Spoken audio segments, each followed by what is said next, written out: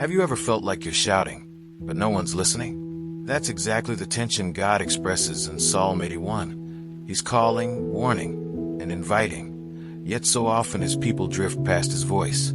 The shocking truth is that most of us think we're hearing God, but we're actually skimming the surface, missing the depth of what he wants to say. Imagine unlocking guidance, protection, and provision that's already waiting for you, simply by learning to truly listen. Today, you're about to discover why listening isn't passive, why it changes everything, and how Psalm 81 shows a path few ever walk.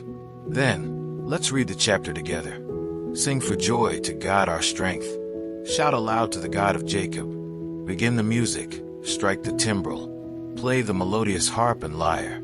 Sound the ram's horn at the new moon, and when the moon is full, on the day of our festival.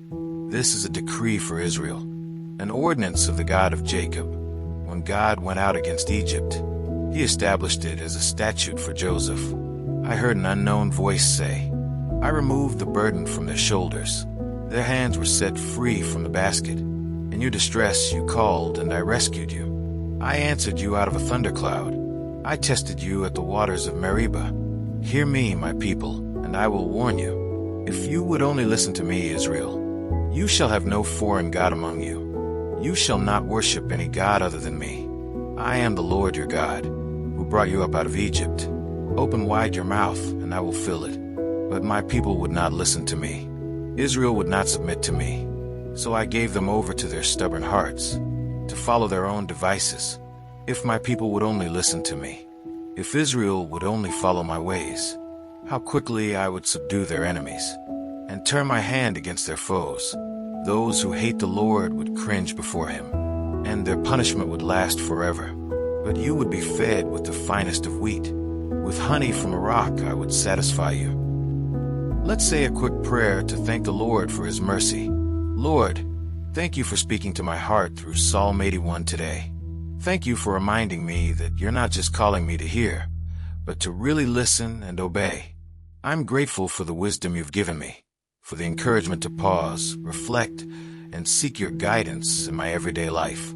Please help me put this into practice, Lord. Help me hear your voice in the little decisions, the big challenges, and even in the quiet moments. Teach me to trust, to act, and to live with a heart fully tuned to you. Amen. Now that we've walked through Psalm 81, it's clear. Listening isn't just a nice idea. It's the key to experiencing God's provision, guidance, and victory in your daily life. Ask yourself, when was the last time you truly paused to hear God's voice? Not just skimmed a chapter or nodded along in a sermon. Could a few minutes of intentional reading and listening prayer today transform your decisions, your relationships, even your sense of purpose? Think about the blessings tied to obedience, peace in the storm, clarity when life feels chaotic, and victories over challenges that seemed impossible. What if you began each day reading a chapter, pausing to reflect, and responding in action, letting God's guidance steer even small choices? The truth is, a listening heart opens doors that rushing, distraction, or half-hearted worship can never unlock. So here's the challenge. Start today.